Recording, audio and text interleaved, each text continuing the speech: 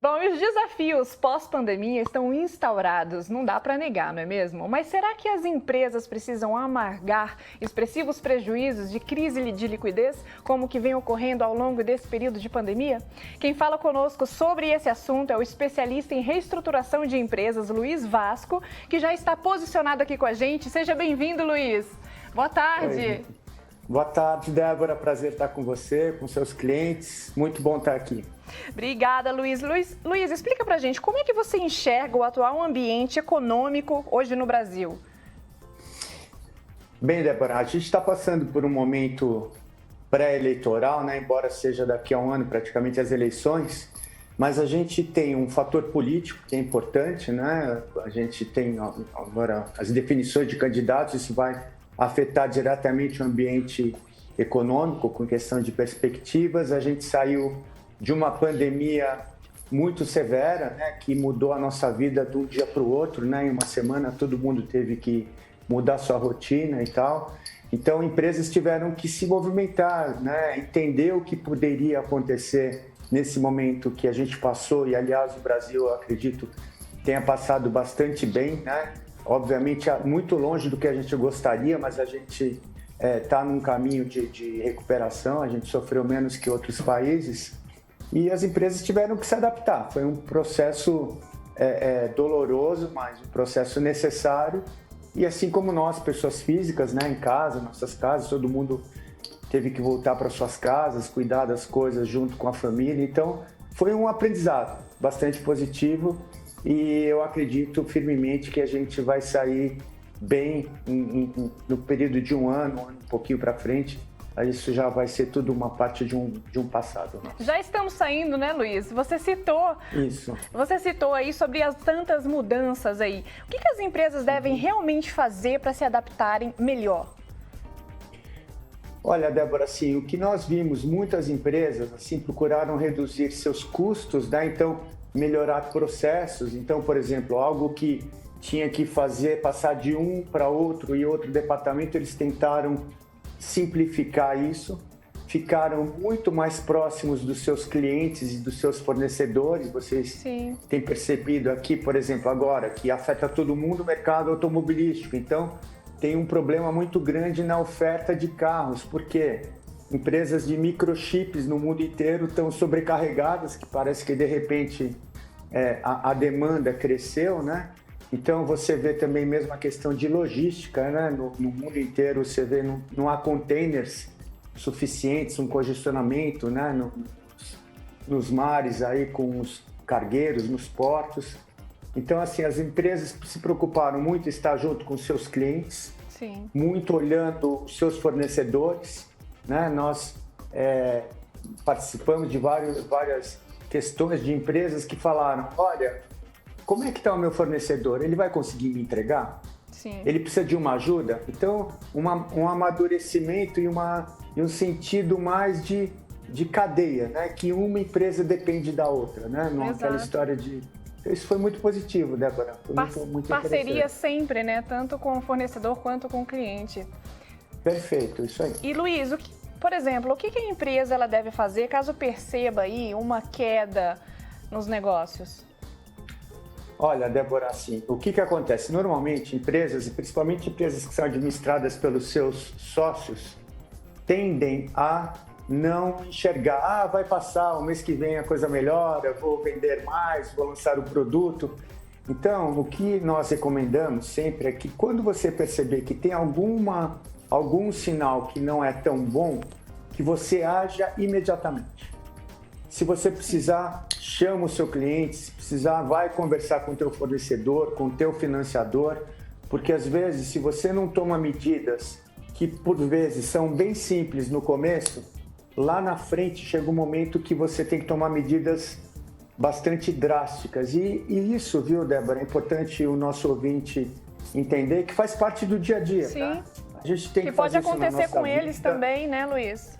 Com todo mundo, com a gente, na nossa vida pessoal não Sim. muda muito, né? A gente tem que se reinventar. Então, é importante passar para os nossos telespectadores que isso não tem nenhum demérito, faz parte. Faz né? parte. O que importa é como a gente encara isso e procurar trabalhar com transparência, com diálogo. Eu acho que as empresas amadureceram muito nesse último ano, viu, Débora? Sim. E Luiz, você tocou nesse assunto aí bem importante, né, de negociações, renegociações. Os processos de renegociação das dívidas, elas estão ocorrendo aí com frequência agora? Agora que a economia está realmente voltando, está com mais frequência? Sim, Débora, sim. O ano passado, como ninguém sabia o que ia acontecer, todos, assim, a grande maioria dos financiadores, dos grandes bancos, preferiram postergar os vencimentos, tá? Fala, não vamos tomar nenhuma medida agora, vamos conversar lá para frente, a gente não sabe o que está por vir. Então, esse processo de conversa que eu falei na questão anterior já começou a ser tratado de maneira muito que eu trabalho há mais de 20 anos com reestruturação de empresas. Então, eu nunca vi algo tão proativo. Foi muito bem, muito bom isso mesmo. Agora, mais uma vez, conversa, explica, não uma conversa sem embasamento, mas olha, eu tive esses problemas, preciso que você me ajude dessa maneira. E geralmente, ou fornecedores, ou bancos, eles estão sujeitos, né? Eles querem também colaborar, né? Estão com uma postura mais colaborativa, porque isso afeta diretamente. Sim. Né? O banco precisa receber, o fornecedor precisa vender para a tua empresa, sim, o teu distribuidor precisa do teu produto. Então é importante a gente ter essa visão holística, né, Débora? Não só também os bancos e os fornecedores, né, Luiz? Os funcionários também, porque foram funcionários afetados também. Sim, eu diria que os funcionários são a prioridade número 1 das empresas, né? Sim. Então, um amplo processo de comunicação, explicar o que estava acontecendo, porque todo mundo tem as suas incertezas, né, Débora? Às vezes, um funcionário tem as suas dívidas, ele fala, poxa, o que vai acontecer comigo? Vou perder meu emprego, e aí como eu vou pagar? Então, a produtividade dele cai, ele vive uma certa insegurança que, se a coisa é tratada de maneira aberta, né? Aberta, assim, clara, fica muito mais fácil. Sim, é muito mais fácil, né? Isso afetou a mim, afetou a todos, né? Não é só empresas, afeta a nossa vida, né, Débora? Mas a comunicação transparente é fundamental. Que bacana. Luiz, eu quero que você fique aqui comigo, tá bom? A gente vai para um rápido intervalo, rapidinho, e a gente já volta para o próximo bloco, para a gente conversar mais, prazer. Viu? Com prazer, Débora. Já estamos de volta com o Band Mulher e eu continuo o nosso bate-papo aqui com o Luiz Vasco, que ele é especialista em reestruturação de empresas. Ô Luiz, agora explica pra gente como é que os investidores, eles enxergam aqui o nosso Brasil? Bem, Débora, o Brasil é um país maravilhoso, com potencial enorme, com riquezas naturais, com uma população, a gente não tem problemas culturais, né? Então aqui é uma língua só, diferentemente de alguns outros países que são nossos concorrentes. Então eles enxergam o Brasil muito bem. Assim, obviamente o que o investidor quer é ter uma certa segurança. Então, conforme a gente vai amadurecendo e criando uma segurança institucional entre os poderes, uma relação harmônica entre caminhos da economia, os investidores vêm. A gente está vendo aí várias privatizações super exitosas, a Bolsa chegou num patamar muito alto, deu uma caída agora, mas isso acontece no mundo inteiro nesse momento. Mas eu diria para você, Débora, eu trabalho com vários investidores, todos veem um enorme potencial para o Brasil e se você verificar o leilão de 5G agora há pouco, as rodovias recebendo valores muito mais do que se esperava, então eu diria que nós somos um país muito atrativo para investidores. Sim, e Luiz, é esperado também um aumento do volume também de investimentos agora em 2022? Isso. A gente teve uma melhoria agora nesse segundo semestre de 21? Isso, a gente teve, né? A gente teve uma agenda de privatizações bastante interessante. O ano de 22, conforme houver uma visualização mais clara sobre os rumos da nossa política, eu acho que ajudará. Em qualquer país que você vê assim, uma mudança de governo, principalmente no nosso, que pode há uma certa polarização, que são o caminho A, o caminho B, isso tende a tomarem um pouquinho mais de cuidado, né, de cautela, para poder entender para onde o ambiente político está andando. Porque, em termos econômicos, eu te digo que o Brasil tem um potencial enorme e conforme a gente for tendo uma melhor visibilidade do cenário político, eu acredito que os investimentos tendem a aumentar, estão represados. Poucos países no mundo oferecem um retorno tão grande quanto o nosso, viu, Débora? Que bacana. Luiz, nós tivemos uma pergunta aqui do nosso telespectador, o Lourenço Alves, de Itatiba. Ele está falando que a empresa dele ele foi afetada durante a pandemia e o que ele deve fazer para buscar ganhos de caixa. Lourenço Alves, de Itatiba.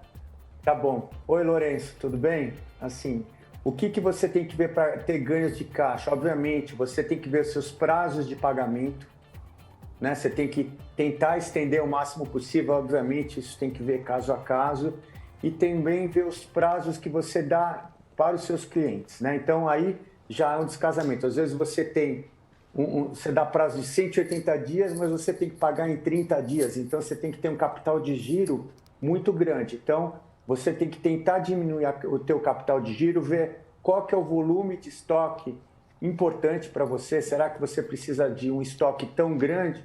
Ou você pode fazer o teu estoque girar mais através de pequenas compras? Porque aí você não cria dívidas muito grandes, né? E conforme você vai vendendo, você vai... É bastante simplista essa minha colocação, mas esses 3 pontos são muito importantes. Sim. Prazo de venda, e prazo de recebimento e giro de estoque. Sim. E Luiz, como é que tá aí o mercado da compra e venda das empresas? Olha, como eu te disse, Débora, estava muito aquecido. A gente está vendo no meio de muitas transações.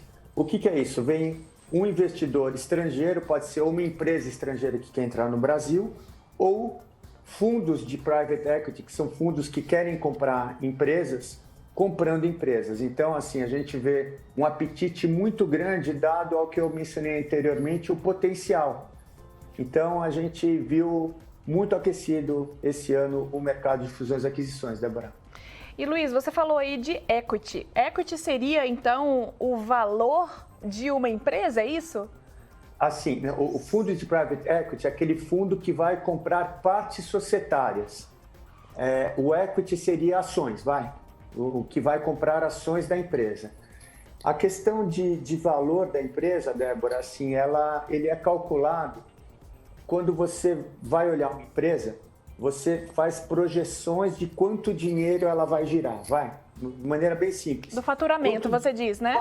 Qual vai ser o faturamento, qual vai ser o resultado, e aí você traz esses fluxos futuros para uma data atual com uma taxinha de desconto, e aí você tira as obrigações e dali você tira o valor da empresa. Agora, muitas vezes não é só isso, tá, Débora? Pode ser um valor estratégico, alguém que quer entrar no Brasil e essa empresa tem todo o potencial, já tem uma estrutura que interessa para eu não ter que montar a estrutura, eu pago um prêmio.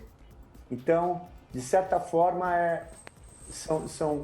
é um fluxo de caixa descontado, mas a questão estratégica da empresa. Qual o valor estratégico que ela tem? Ela tem tecnologia, tem um grupo de funcionários excepcional, né? Tem outros valores além de só o caixa.